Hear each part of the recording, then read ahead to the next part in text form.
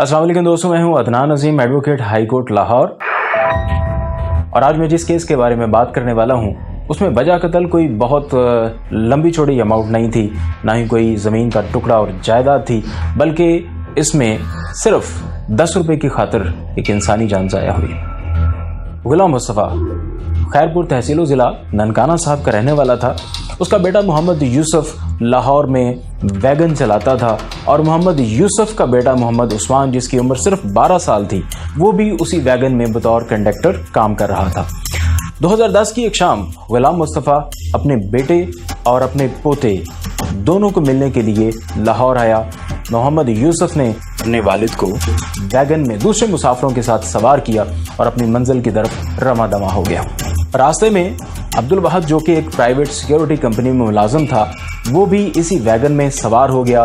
12 साल कंडक्टर मोहम्मद उस्मान, उसने अब्दुल वहाद से किराए का मुतालबा किया जो कि सिर्फ 10 रुपये था। अब्दुल वहाद ने 10 रुपये किराया देने से इनकार कर दिया। 10:45 पर रात जब वैगन वहादत रोड लाहौर पर रुकी तो ड्राइवर मोहम्मद यूसुफ खुद नीचे उतर आया और उसने अब्दुल वहाद से 10 रुपये किराए का मुतालबा किया और इस दौरान तुंदो तेज और तलख जुमलों का तबादला हुआ, जिसके नतीजे में अब्दुल वहाद तैश में आ गया और उसने अपनी पंप एक्शन का फायर मोहम्मद यूसुफ पर खोल दिया। मोहम्मद यूसुफ खून से लथपथ हो गया। मोहम्मद यूसुफ को करीबी अस्पताल ले जाया गया, लेकिन वो जानबर ना हो सका और उसकी मौत वाक़या हो गई। गुलाम मुस्तफ़ा की मदईयत में FIR दर्ज की गई। ट्रायल कोर्ट ने मुलज़म को सेक्शन 302 PPC के तहत सजाए मौत सुनाई और वारसान को बतौर जुर्माना 2 लाख रुपए अदा करने का हुक्म दिया। मुलज़म ने हाई कोर्ट में अपील दायर कर दी और हाई कोर्ट ने मुलज़म की सजाए मौत को उम्र कैद में तब्दील कर दिया। मुलज़म ने दोबारा अपनी अपील सुप्रीम कोर्ट में दायर कर दी। जी, तो ये केस है 2023 SCMR और पेज है 1278। इस केस में प्रोसीडिंग्स इस तरह हैं कि इन्वेस्टिगेशन मुकम्मल होने के बाद पुलिस ने 173 CRPC के तहत चालान ट्रायल कोर्ट में सबमिट किया। मुलज़म ने 342 CRPC के तहत अपने ऊपर लगाए गए तमाम इल्ज़ामात से इनकार कर दिया। मुलज़म ने यह प्ली इख्तियार की, लड़ाई के दौरान मकतूल के एक साथी ने गन छीन ली थी जिसमें से गलती से गोली चल गई, लेकिन अपने इस दावे की तस्दीक के लिए मुलज़म ने ना तो खुद को बतौर गवाह पेश किया और ना ही ऐसी कोई शहादत पेश की। इस वजह से मुलज़म की प्ली को डिस्कार्ड कर दिया गया। मुलज़म के वकील का यह भी कहना था कि चश्मदीद गवाहान के बयानात में बहुत ज़्यादा तजाद मौजूद था। इसके अलावा डिसऑनेस्ट इंप्रूवमेंट्स भी मौजूद थीं जिन्हें मातहत अदालतों ने नज़रअंदाज किया है। इसके अलावा मेडिकल एविडेंस और ऑक्यूलर अकाउंट एविडेंस में भी तजाद मौजूद था।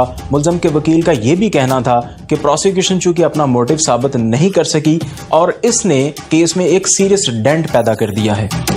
इसके अलावा वक़ूआ चूंकि स्पर ऑफ द मोमेंट यानी सडन प्रोवोकेशन के नतीजे में पेश आया था, इस वजह से मुलज़म की सज़ा को 302B PPC से 302C PPC में कन्वर्ट कर दिया जाए, लेकिन सुप्रीम कोर्ट के व्यू इससे मुख्तलिफ थे। आइयो से डिस्कस करते हैं। सुप्रीम कोर्ट के व्यू के मुताबिक FIR प्रॉम्प्टली लॉस्ट की गई थी, जिसमें किसी किस्म की फैब्रिकेशन का कोई एहतमाल मौजूद नहीं था। Secondly, there was a single accused nominated in the FIR। तीसरे नंबर पर मुलज़म चूंकि पहले भी इस वैगन में सफ़र करता था, इसलिए उस्मान, जो कि इस केस का गवाह था, PW2 था, उसे मुलज़म को पहचानना कोई मुश्किल बात नहीं थी। गुलाम मुस्तफ़ा, जो कि अपने बेटे और पोते से मिलने के लिए लाहौर आया था और वो भी इसी वैगन में सवार था, इसलिए वकूवे पर उसकी मौजूदगी कोई अननेचुरल बात नहीं थी।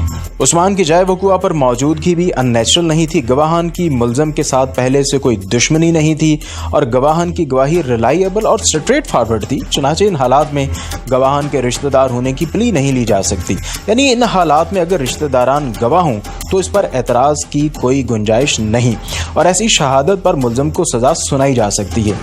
ऐसी कोई वजह भी नज़र नहीं आती थी कि बाप अपने बेटे के असल कातिलों को छोड़कर किसी और शख्स को अपने बेटे के कत्ल का जिम्मेदार ठहरा दे।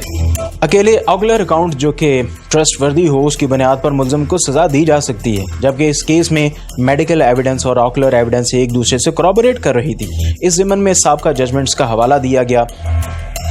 फर्स्ट केस है Mohammad Iqbal versus the state 1996 SCMR और page 908। Second Naeem Akhtar versus the state PLD 2003 supreme court और पेज है 396।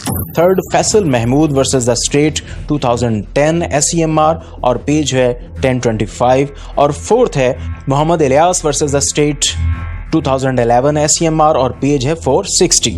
गोली का खोल और बम एक्शन दोनों को इकट्ठे PFSL भिजवाया गया।